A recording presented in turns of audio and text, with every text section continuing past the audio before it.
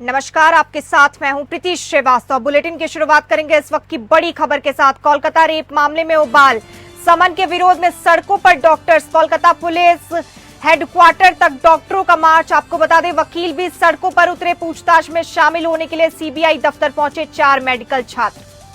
इस वक्त की सबसे बड़ी खबर हम आपको बता रहे हैं। आरजीकर मेडिकल हॉस्पिटल में तोड़फोड़ के मामले में 5 और आरोपी गिरफ्तार। टीएमसी सांसद अरूप चक्रवर्ती का विवादित बयान। प्रदर्शन कर रहे डॉक्टरों पर सांसद ने दिया विवादित बयान। अगर लोगों का गुस्सा फूटा तो हम कुछ नहीं कर पाएंगे, अरूप चक्रवर्ती का बयान।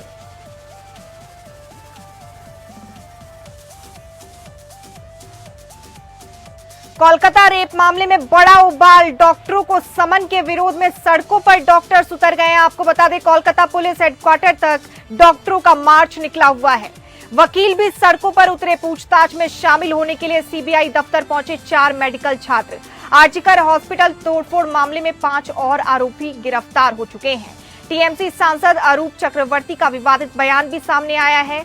उनका कहना है कि प्रदर्शन कर रहे डॉक्टरों पर सांसद ने विवादित बयान देकर कहा कि अगर लोगों का गुस्सा फूटा तो हम कुछ नहीं कर पाएंगे।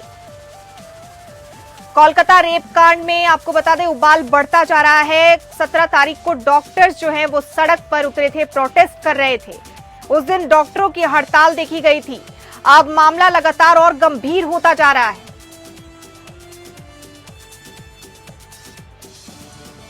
विरोध में सड़कों पर डॉक्टर्स उतर गए हैं। आपको बता दें, कोलकाता पुलिस हेडक्वार्टर तक डॉक्टरों का मार्च निकाला जा रहा है। वकील भी सड़कों पर उतर चुके हैं। आप अपने टीवी स्क्रीन पर हड़ताल का वो नजारा देख सकते हैं। पूछताछ में शामिल होने के लिए सीबीआई दफ्तर पहुंचे 4 मेडिकल छात्र। और इसी के साथ आपको ये भी बता दें, आरजीकर हॉस्पिटल में तोड़फोड़ मामले में 5 और आरोपी गिरफ्तार हो चुके हैं। टीएमसी सांसद अरूप चक्रवर्ती का विवादित बयान भी सामने आया है। प्रदर्शन कर रहे डॉक्टरों पर सांसद ने विवादित बयान दिया और कहा, अगर लोगों का गुस्सा फूटा तो हम कुछ नहीं कर पाएंगे। इस वक्त की सबसे बड़ी खबर से हम आपको अपडेट कर रहे हैं। कोलकाता रेपकांड को लेकर अभी मामला पूरे देश में गर्म हो चुका है। सभी डॉक्टर्स के मन में आक्रोश है। सभी डॉक्टर्स आक्रोशित दिख रहे हैं।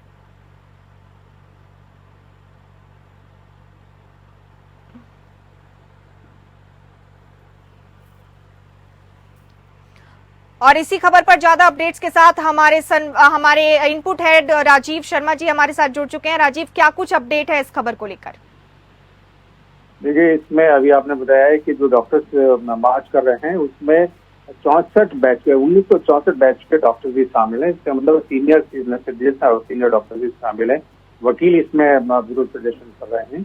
इसके साथ ही बीजेपी सांसद हैं लॉकेट चटर्जी, उन्होंने एक सुबह बहुत बड़ा आरोप लगाया है कि ये जो आरजीकर हॉस्पिटल है इसके साथ कहीं मानव अंग तस्करी के विरोध से तो नहीं जुड़े हुए हैं। उन्होंने इसकी भी मांग की है और ये एक बड़ा आरोप है ये रेप मर्डर केस के साथ ही।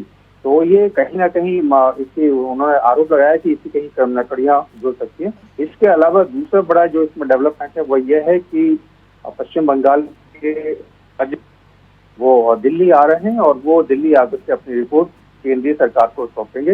हो सकता है कि उसके बाद में केंद्र सरकार कुछ और बड़े कदम उठाने की इसमें सोच सकती है। इसके अलावा सुप्रीम कोर्ट ने इस पर सुमो मोटो ले लिया है। कल chief justice of India doctor DY Chandrachud की पीठ इस पर सुनवाई करेगी। 3 जजों की पीठ पर सुनवाई करेगी। तो अब उसका भी देखना है कि आगे क्या होना है। हाँ, ये जो कहना है कि जनता में कुछ बवाल हो गया या जनता में आक्रोश फूट पड़ा, ये तो हम नहीं रोक पाएंगे, तो ये एक बहुत घिनौनी ये बात है और ये ऐसा बयान इस समय नहीं देना चाहिए। पूरा देश इस समय उबाल पर है। जिस तरीके से उस जूनियर डॉक्टर के साथ में कृत्य किया गया, उसके साथ रेप हुआ, मर्डर हुआ और जितनी भी मानवता को लांछित कर सकते थे वो इतना सारा कांड उसके साथ में कृत्य उसके साथ में हुआ है। और माहौल में अब देता है कि जनता का गुस्सा फूट पड़ेगा ये हड़तालियों के खिलाफ, तो ये गलत है और ऐसा नहीं होना चाहिए। फिर भी जो अभी डेवलपमेंट दिखाई दे रहा है उसमें ये है कि अभी कल सुप्रीम कोर्ट इस पर सुनवाई करने वाली है और कुछ ना कुछ जो है गंभीर कदम इसमें अब केंद्र सरकार द्वारा और आगे उठाए जाए। जी राजीव, अभी देखा जा रहा था कि डॉक्टर्स जो हैं वो रोड पर प्रदर्शन कर रहे थे, डॉक्टरों में आक्रोश तो दिख ही रहा था। अब खबरें आ रही हैं कि वकील भी रोड पर प्रदर्शन कर रहे हैं, इस पर क्या कुछ जानकारी है? देखिए, वकील भी उसी सोसाइटी से आते हैं, ये सोसाइटी से डॉक्टर्स आते हैं, और केवल ये वकील और डॉक्टरों तक ही मामला सीमित नहीं है, ये पूरे समाज से मामला पूरे समाज तक ये मामला फैला हुआ है, और केवल एक कलकत्ता का ये मसला नहीं बचा है, अब ये पूरे देश का मसला हो चुका है। और अपराध और अपराधी का अपना जो सिलसिला है केवल वो एक जगह तक नहीं होता है, उससे पूरे देश की भावना जुड़ी होती है।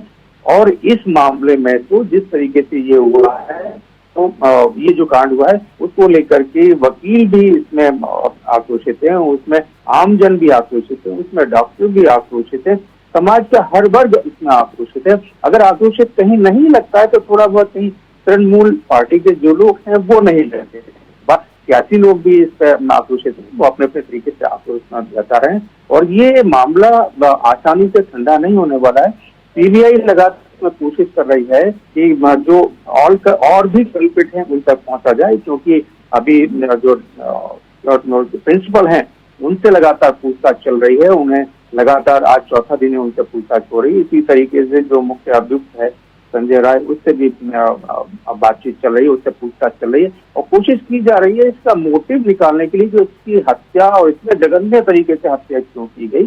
कोशिश की जा रही है जानने की कि उसके पीछे मानसिकता क्या थी, और ये भी कोशिश की जा रही है क्या केवल एक या एक से ज्यादा थी।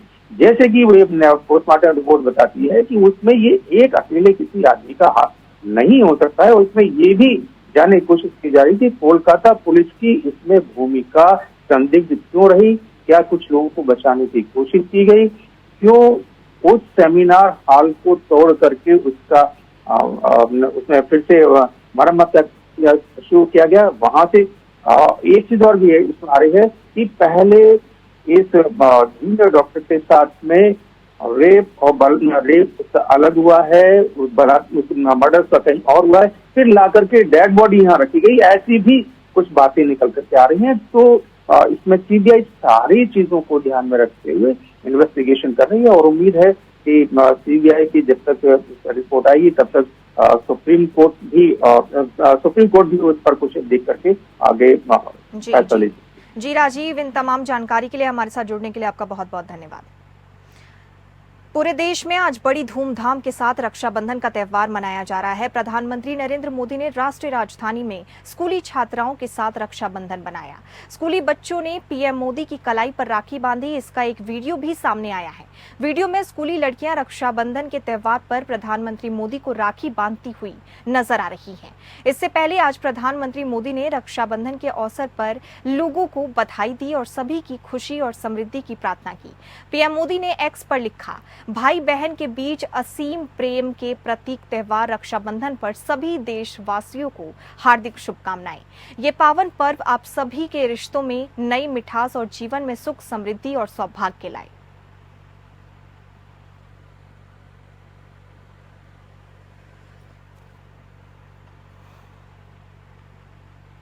रक्षाबंधन का त्यौहार पूरे देश में धूमधाम से मनाया जा रहा है। प्रधानमंत्री नरेंद्र मोदी, कांग्रेस नेता, संसद में नेता प्रतिपक्ष राहुल गांधी, गृह मंत्री अमित शाह, रक्षा मंत्री राजनाथ सिंह समेत नेताओं ने देश को बधाई दी। सभी नेताओं ने इस त्यौहार को भाई बहन के बीच अटूट प्रेम और स्नेह का प्रतीक बताया। साध्वी रितिम्बरा ने रक्षा मंत्री राजनाथ सिंह को भी राखी बांधी।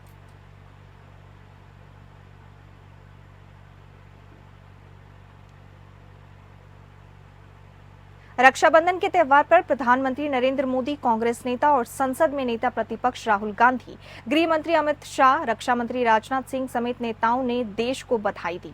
सभी नेताओं ने इस त्यौहार को भाई बहन के बीच अटूट प्रेम और स्नेह का प्रतीक बताया। राहुल गांधी ने बहन प्रियंका के साथ एक स्नेह भरी तस्वीर पोस्ट कर देश के लोगों को शुभकामनाएं दी।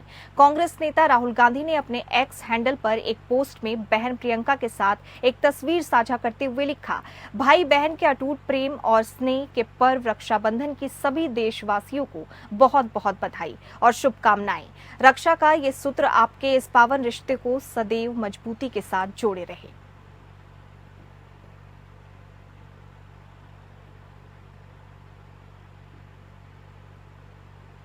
मुख्यमंत्री नीतीश कुमार ने रक्षाबंधन के पावन पर्व के अवसर पर पूरे प्रदेश और देशवासियों को हार्दिक बधाई और शुभकामनाएं दी। मुख्यमंत्री ने कहा कि रक्षाबंधन भाई बहन के बीच प्यार और स्नेह का त्योहार है। रक्षाबंधन के दिन बहनें अपने भाई की कलाई पर रक्षा सूत्र बांधती है और बदले में भाई जीवन भर उनकी रक्षा करने का वचन देते हैं। राज्य सरकार महिलाओं की सुरक्षा और महिला सशक्तिकरण के लिए प्रतिबद्ध है। आज ही के दिन हम सभी को महिलाओं की सुरक्षा और उनके सशक्तिकरण का संकल्प लेना चाहिए।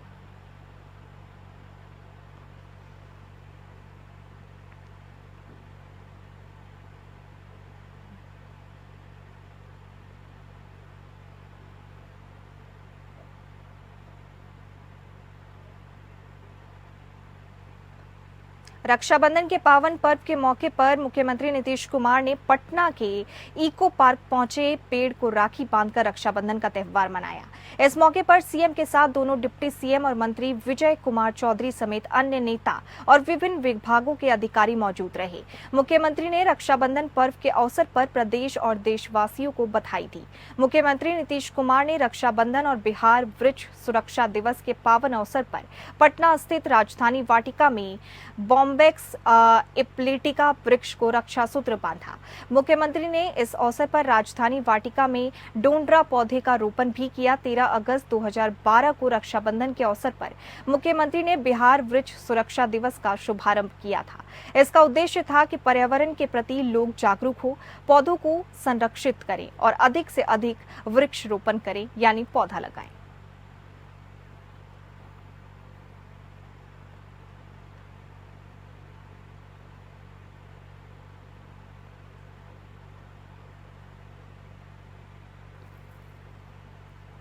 मुख्यमंत्री पुष्कर सिंह धामी अपने विधानसभा क्षेत्र चंपावत पहुंचे, जहां उन्होंने राजकीय इंटर कॉलेज अमोडी और शुभ मंगलम बैंक्वेट हॉल बनसभा में आयोजित रक्षाबंधन समारोह में प्रतिभाग किया।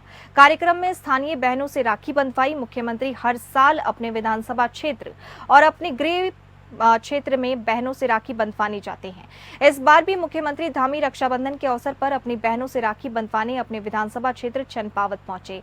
इस अवसर पर बड़ी संख्या में क्षेत्रीय जनता और महिलाएं कार्यक्रम में शिरकत करने पहुंची।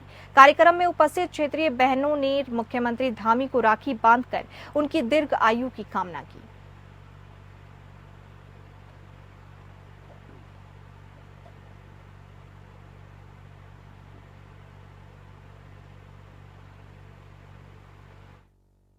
मातृशक्ति की स्थान हमारी प्राथमिकता है। हमने पिछले दिनों मातृशक्ति बंधन के उत्सव किए थे और मातृशक्ति को महिलाओं को आगे लाने के लिए, हमारी बहनों को आगे लाने के लिए हम बहुत सारी नीतियां बना रहे हैं। स्वयं सहायता समूह को मजबूत कर रहे हैं, अनेक योजनाएं हम चले ला रहे हैं। 30% का क्षैतिज आरक्षण हम लेकर आए हैं।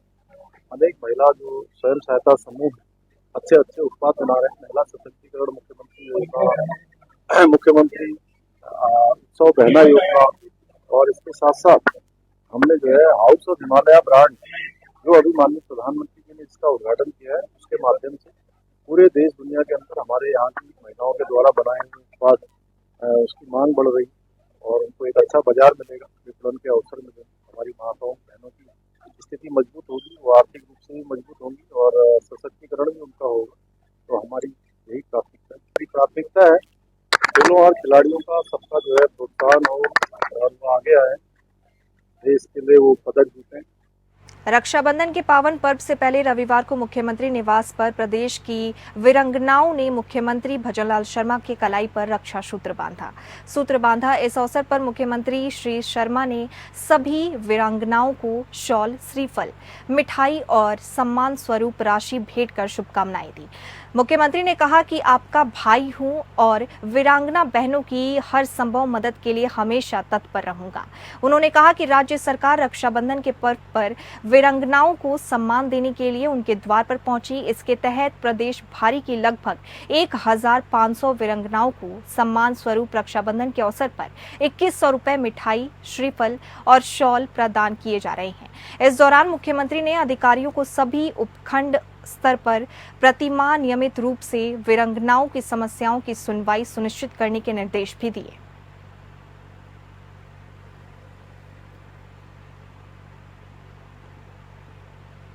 रक्षाबंधन पर लखनऊ जेल में अब तक 2000 से अधिक महिलाएं पहुंची। आपको बता दें 2168 महिलाएं अब तक कैदियों से मिलने जेल पहुंची हैं।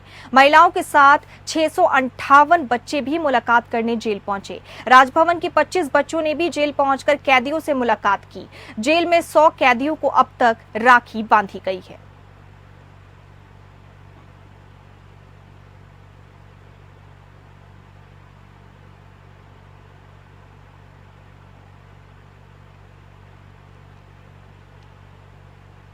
बदायूं में रक्षाबंधन के पर्व पर जिला कारागार के बाहर बंदी भाइयों को राखी बांधने के लिए सुबह से ही बहनों की भीड़ लग गई है।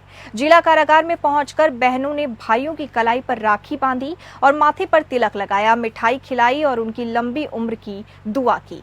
इस मौके पर जिला कारागार प्रशासन ने बंदी भाइयों को बहन से मिलवाने के लिए उचित व्यवस्था की थी ताकि किसी बहन को कोई परेशानी न हो। जिला कारागार प्रशासन ने जिला कारागार के अंदर नियम अनुसार बहनों को मिलवाया, वहीं बंदी भाई बहनों से मिलकर और राखी बंधवाकर बहनों को आशीर्वाद दिया।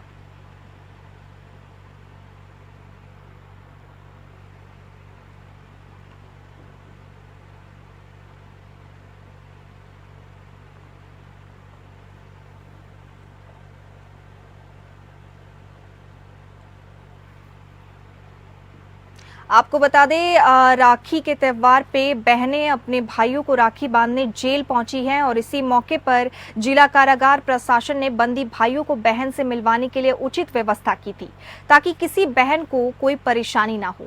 जिला कारागार प्रशासन ने जिला कारागार के अंदर नियम अनुसार बहनों को मिलवाया, वहीं बंदी भाई बहनों से मिलकर और राखी बंधवाकर भाइयों ने बहनों को आशीर्वाद भी दिया। आप अपनी टीवी स्क्रीन पर देख सकते हैं जेल के बाहर किस तरह महिलाएं खड़ी हैं अपने भाइयों को राखी बांधने के लिए।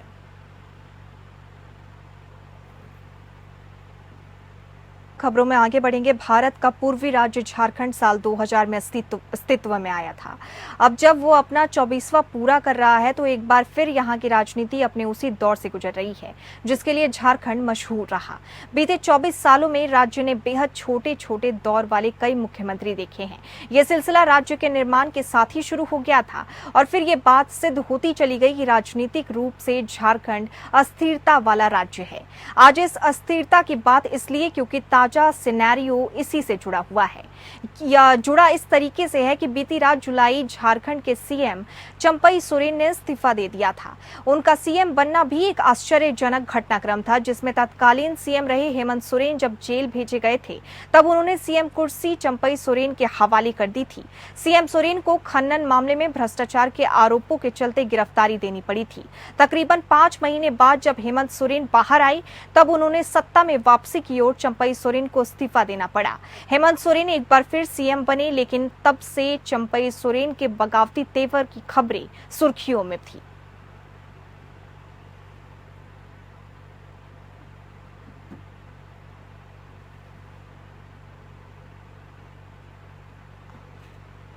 मुख्यमंत्री नीतीश कुमार ने बिहटा में बनाए जाने वाले अंतर्राष्ट्रीय एयरपोर्ट का स्थल निरीक्षण किया।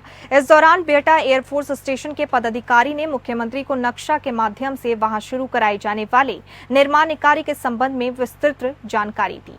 यह अंतर्राष्ट्रीय हवाई अड्डा आधुनिक सुविधाओं से लैस होगी। हवाई यातायात को बेहतर बनाने के लिए यहाँ अधिक व्यवस्थाएं की जाएंगी। निरीक्षण के दौरान मुख्यमंत्री ने कहा कि हम लोग चाहते हैं कि जल्द से जल्द इस एयरपोर्ट का निर्माण कार्य शुरू हो ताकि लोगों को हवाई यात्रा में सहूलियत हो। इससे विभिन्न जगहों से लोगों को विमान से आने जाने के लिए सुविधा मिलेगी। ऐसे एयरपोर्ट के निर्माण से कनेक्टिविटी बढ़ेगी और पटना एयरपोर्ट पर पड़ने वाला भार भी कम होगा। साथ ही रोजगार और कारोबार के अवसर भी बढ़ेंगे।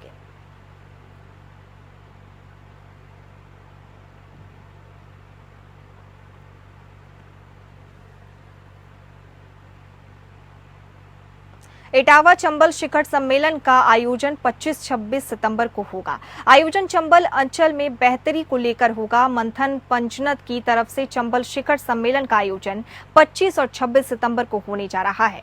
इस शिखर सम्मेलन में चंबल अचल और समृद्ध इतिहास विषय पर विशेष मंथन होगा।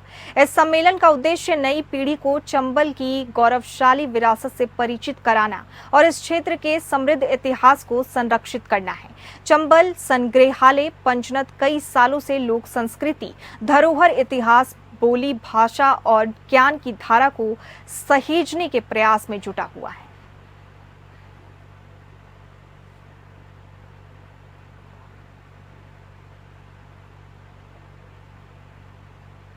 उत्तर प्रदेश के मुख्यमंत्री योगी आदित्यनाथ ने राजधानी लखनऊ में दिवंगत अधिवक्ताओं के परिवारजनों से सहायता की राशि वितरण के कार्यक्रम में शिरकत की।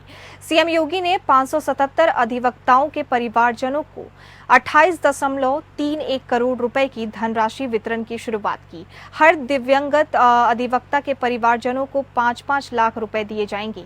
मुख्यमंत्री योगी आदित्यनाथ ने कहा कि जब हम अधिकार की चर्चा करते हैं लेकिन कर्तव्य की नहीं करते तो वहीं पर टकराहट होती है। 2047 तक देश को विकसित भारत बनाने के लिए हमें हर चेहरे पर खुशी लानी है।